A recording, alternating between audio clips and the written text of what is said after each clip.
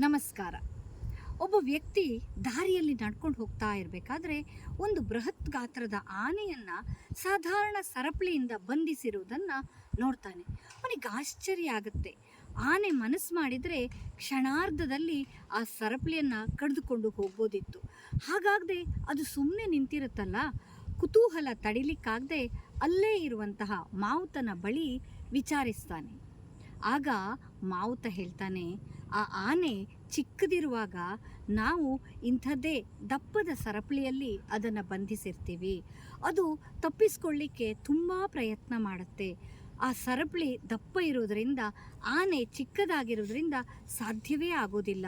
ಹೀಗೆ ಒಂದಷ್ಟು ದಿನ ಪ್ರಯತ್ನವನ್ನು ಮಾಡಿ ತಪ್ಪಿಸಿಕೊಳ್ಳಿಕ್ಕೆ ಸಾಧ್ಯ ಆಗದೇ ಇದ್ದಾಗ ಅದರ ಮನಸ್ಸಲ್ಲಿ ನನ್ನಿಂದ ಇನ್ನು ಈ ಸರಪಳಿಯಿಂದ ತಪ್ಪಿಸಿಕೊಳ್ಳಿಕ್ಕೆ ಸಾಧ್ಯ ಇಲ್ಲ ಎನ್ನುವಂತಹ ನಂಬಿಕೆ ಬಲವಾಗಿ ಬೇರೂರಿ ಬಿಡುತ್ತೆ. ಹಾಗಾಗಿ ಅದು ದೊಡ್ಡದಾದ ಮೇಲೆ ಪ್ರಯತ್ನವನ್ನೇ ಮಾಡುವುದಿಲ್ಲ ಅಂತ. ಹೌದಲ್ವಾ? ಎಷ್ಟು ನಿಜ.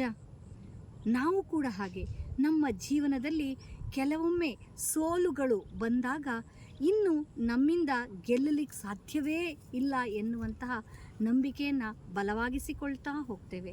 ಹಾಗಾಗಿ ಪ್ರಯತ್ನವನ್ನು ಮಾಡುವುದನ್ನೇ ನಿಲ್ಲಿಸಿ ಬಿಡ್ತೇವೆ. ಖಂಡಿತ ಹಾಗಾಗಬಾರ್ದು. ಜೀವನದಲ್ಲಿ ಬರುವಂತಹ ಸೋಲುಗಳನ್ನು, ಅಡೆತಡೆಗಳನ್ನು ಮೆಟ್ಟಿ ನಿಲ್ಲಬೇಕು. ಯಾಕಂತ ಹೇಳಿದರೆ ಸೋಲು ಎನ್ನುವುದು ಒಂದು ಅನುಭವವೇ ಹೊರತು ಅದು ಅಂತಿಮ ಅಲ್ಲ. ಧನ್ಯವಾದ.